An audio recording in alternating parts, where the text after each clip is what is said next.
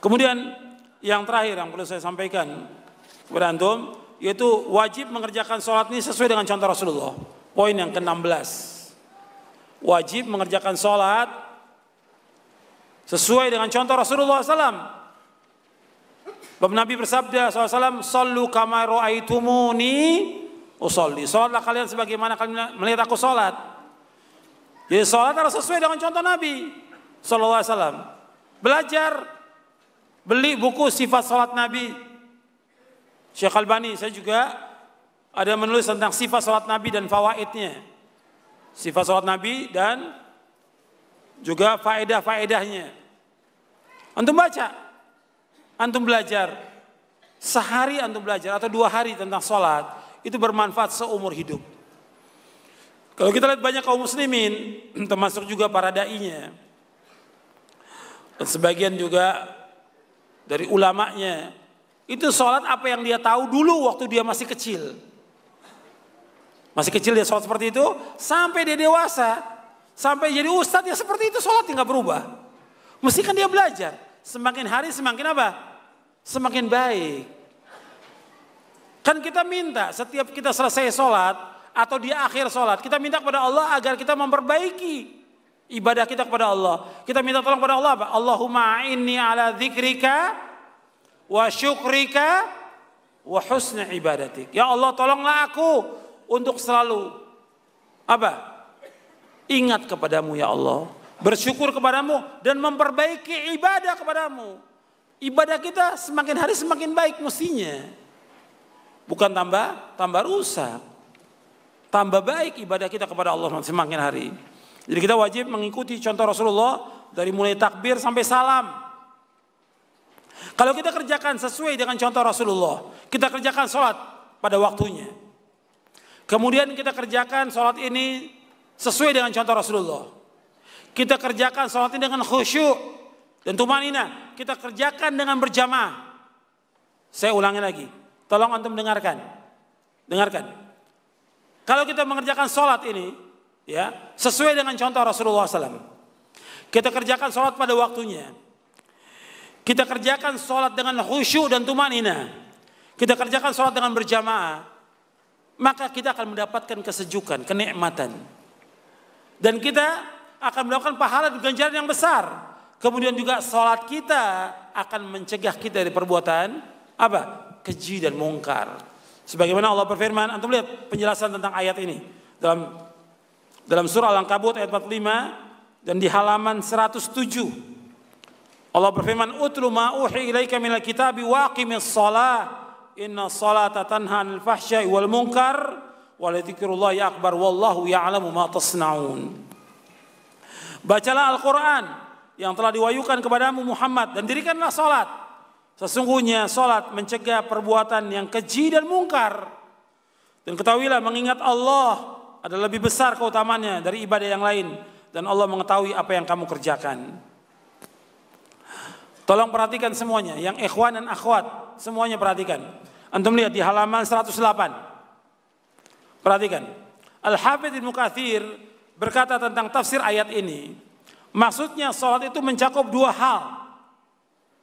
Yang pertama meninggalkan berbagai kekejian dan kemungkaran di mana menjaganya dapat membawa kepada sikap meninggalkan hal tersebut, yaitu keji dan mungkar. Yang kedua, salat mencakup upaya mengingat Allah. Dan ini pencarian yang paling besar. Kemudian Abul Aliyah berkata, kata Abul Aliyah rahimahullah, kata beliau, sesungguhnya salat itu mempunyai 3 pokok. Setiap sholat yang tidak memiliki salah satu dari 3 pokok tersebut, maka itu bukan sholat. Saya ulangi, tolong perhatikan. Setiap sholat itu mempunyai 3 pokok. Setiap sholat yang tidak memiliki salah satu dari 3 pokok, maka bukan sholat. Yang pertama, ketika sholat harus ikhlas. Yang kedua, ada khasyah, rasa takut dia kepada Allah Subhanahu wa taala. Yang ketiga, mengingat Allah. Ikhlas, memerintahkan kepada yang ma'ruf. Khasyah, takut mencegah dari yang mungkar. Dan mengingat Allah adalah Al-Quran yang merintah dan melarangnya. Ini dalam tafsir Ibnu Katsir. Jadi kita ketika sholat harus ikhlas. Jangan ingin riya dilihat orang. Jangan karena atasan. Jangan karena orang tua. Jangan karena mertua. Jangan karena yang lain. Tapi karena Allah. Ikhlas. Yang kedua, takut kepada Allah. Makanya ini sering saya sampaikan kepada antum. Perhatikan. Kita nuntut ilmu. Tujuannya apa nuntut ilmu? Apa sekedar ya panggil penceramah. Kurang enak ini penceramah, ganti yang lain. Kurang enak penceramah. Udah gak ada panggil dari tempat lain. Seperti itu. Bukan. Semakin banyak kegiatan semakin baik kata mereka. Bukan. Tapi nuntut ilmu tujuannya bagaimana dia takut kepada Allah SWT. Makanya dikatakan oleh Abdul bin Mas'ud, laisal ilmu bikathratir riwayah, innamal ilmu al khasyatu. Ilmu itu bukan banyaknya riwayat hadis, bukan. Tapi ilmu itu bagaimana takut dia kepada Allah Subhanahu wa taala. Takut dia kepada Allah. Yang diriwayatkan oleh para imam dalam kitab-kitabnya. Dibawakan juga oleh Imam Ibnu Rajab, dibawakan juga oleh Imam Ibnu Abdul Bar dalam kitabnya Jami' Bainal Ilmi wa Fadli, dibawakan oleh Ibnu Rajab dalam kitabnya Fadlu Ilmi Salaf. Ilmu itu bukan banyak riwayat, tapi bagaimana takut kita kepada Allah. Semakin kita ngaji nuntut ilmu, semakin takut kepada Allah. Kalau ini enggak, banyaknya pengajian, banyak panggil ustadz, bukannya tambah takut, tambah berani dia, tambah kurang ajar. Kepada gurunya kurang ajar, kepada suaminya kurang ajar.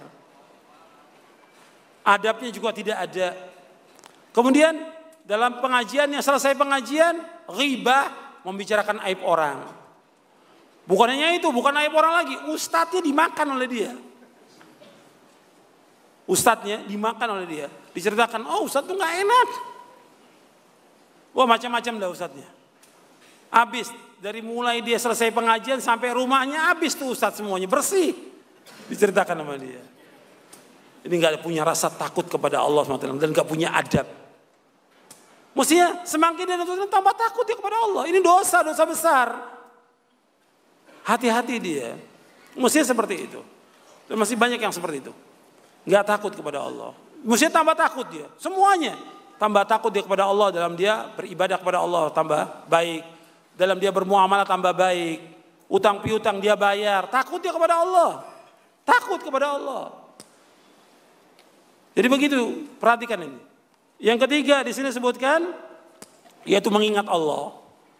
Dan mengingat Allah lebih besar. Maka Syekhul Islam menyebutkan bahwa tentang waladzikrullahi akbar, mengingat Allah yang lebih besar, artinya kita harus ingat bukan dalam sholat aja, mengingat Allah dalam setiap keadaan. Sebab Nabi ingat Allah dalam semua keadaan. Ini tentang sholat, ya, dan saya sebutkan yang lainnya, untuk bisa lihat. Kemudian yang terakhir dari buku ini, saya sebutkan tentang kesalahan-kesalahan, sebagian ya. Kalau kesalahan dalam sholat, ratusan. Bukan belasan ya, bukan puluhan. Kesalahan dalam sholat, ratusan. Seperti disebutkan oleh Syekh Masyhur Hasan Salman dalam kitabnya Al-Qaulul Mubin fi Akhtalil Musallin. Dan buku ini sudah diterjemahkan dalam bahasa Indonesia. Al-Qaulul Mubin fi Akhtalil Musallin. Saya sebutkan di sini sebagian aja kesalahan. Seperti makmum masbuk kalau datang langsung ruku.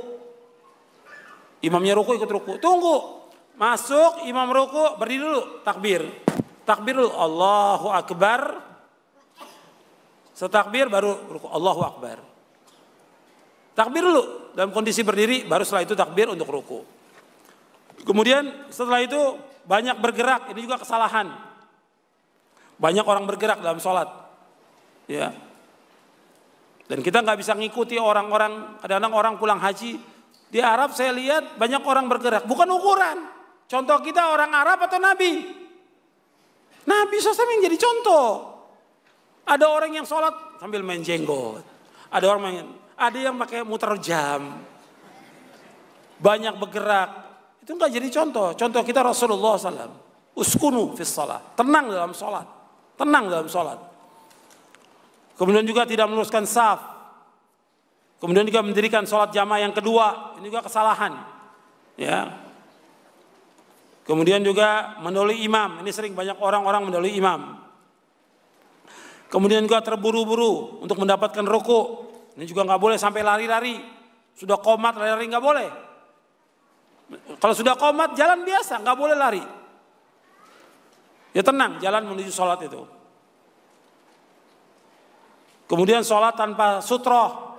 Sutroh ini wajib. Kalau kita sholat harus ada sutroh. Sutroh itu tiang setinggi ini. Sutroh itu. Jadi sutroh itu dari sini sampai sini, setinggi ini. Ya bisa tembok, bisa tiang, atau tas. Itu sutroh. Atau bisa teman kita minta tolong, antum tunggu sebentar, takut orang lewati saya. Boleh. Sutroh. Dan ini wajib, sebab Nabi bersabda, la tusalli illa ila sutroh. Jangan kamu sholat, melainkan menghadap sutroh. Kemudian juga menutup mulut ketika sholat. Ini nggak dibenarkan. Seperti orang yang pakai cadar, nggak boleh sholat pakai cadar, nggak boleh. Sholat harus buka cadar. Atau pakai masker, nggak boleh. Sholat harus dibuka. Dilarang oleh Rasulullah SAW. Sholat menutup muka, menutup mulut dilarang oleh Rasulullah, nggak boleh. Dilarang. Dan Nabi melarang wa yughtiya rajul fahu, dan Rasul melarang seorang menutup mulutnya dalam sholat. Nggak boleh. Dan yang lainnya, ya masih banyak orang pelanggaran-pelanggaran tentang sholat ini banyak sekali.